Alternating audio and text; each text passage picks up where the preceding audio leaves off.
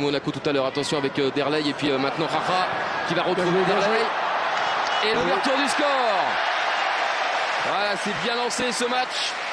1-0 pour Benfica avec son attaquant arrivé cet été en provenance du Marítimo Funchal, le Brésilien Derley.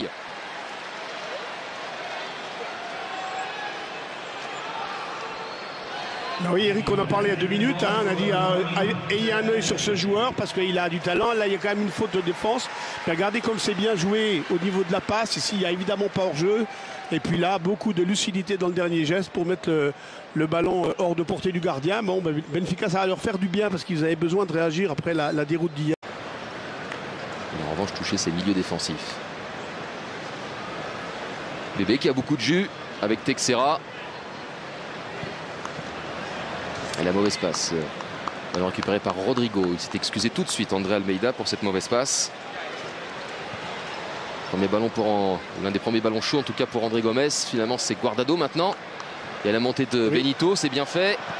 Et la frappe et l'égalisation de Valence. Ah, il ne faut pas rater les entames de match, les entames de période dans ce match entre Valence et Benfica, avec l'ouverture du score très rapide de Derley.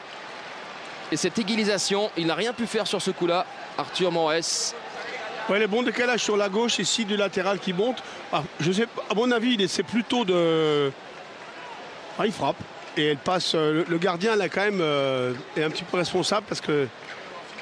C'est Gaïa, hein. Oui. Gaïa qui marque. C'est Gaïa, mais vous voyez, le gardien est pris parce que le ballon lui vient dessus. On attendait plutôt un centre qu'une frappe, parce que c'était plus logique, vu que c'était très fermé. Ouais, il s'en veut un peu, Arthur, parce qu'il est coupable sur cette frappe de Gaïa. L'international espoir de Valence qui égalise à un but partout.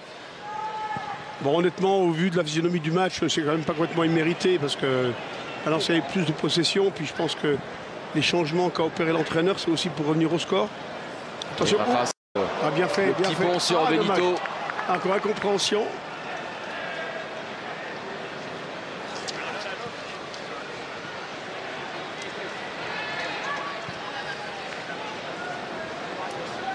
Otamendi.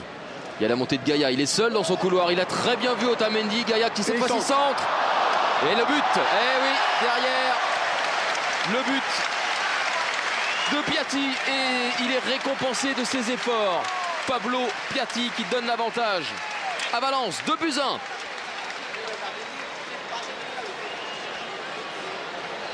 Vous voyez la différence par rapport à une première mi-temps où il y a une espèce d'incapacité offensive. Là, maintenant, avec les changements, ça apporte quelque chose.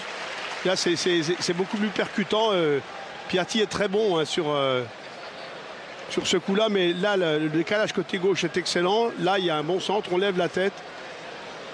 Et derrière, il est récompensé, le petit Piatti, parce qu'il a fait un match assez complet. Et je trouve que c'est bien pour Valence qui a été l'équipe la plus généreuse et la plus portée offensivement, de mener au score. Maintenant, ça va forcer Benfica à ne pas rester uniquement sur des situations de contre.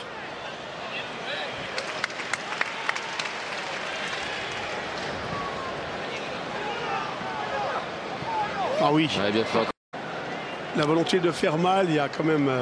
Limassol, lui, hier, a davantage sorti. Là, hein. Il n'a pas eu peur de mettre la main à la poche.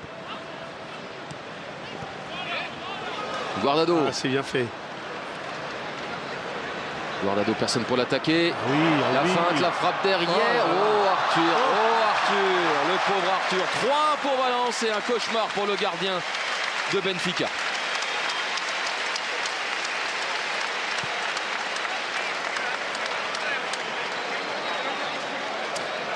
Il n'y a pas eu de recul frein en plus, hein, sur Guardado, sur cette action-là, hein, Jacques. Il y a surtout Guardado qui est extrêmement brillant. On n'avait pas parlé trop de lui non plus, mais symbole du jeu de Valence. Regardez ici, personne ne l'attaque, donc il est quasiment obligé d'aller tout seul.